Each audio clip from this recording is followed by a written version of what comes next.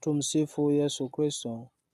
Nikukaribishe tuendelee kusikiliza na kutafakari kipindi cha Fahari ya Msalaba, ikiwa leo ni Alhamisi Kuu ndani ya Juma Kuu.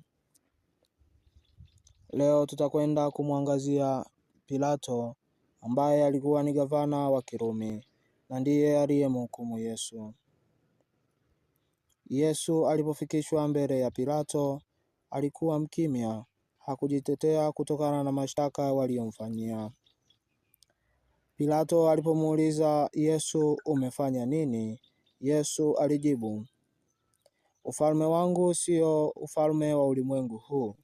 Kama ufalme wangu ungekuwa wa ulimwengu huu, watumishi wangu wangepigania nisije nikatiwa mikononi mwa Wayahudi. Lakini ufalme wangu sio wa hapa. Maneno haya tunayapata katika Injili ya Yohane sura ya 18 aya 39 hadi ya 37. Pilato analaumiwa kwa kifo cha Yesu, lakini ukisoma historia ya mateso ya Yesu, utagundua kuwa Pilato hakutaka kumsulubisha Yesu. Hili tunaliona katika maneno yake mwenyewe.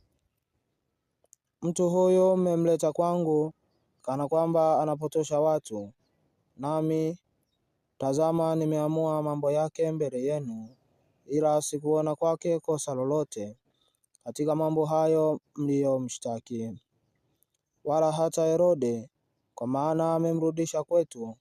Basi tazama, hakuna neno lolote alilotenda limpasalo kufa.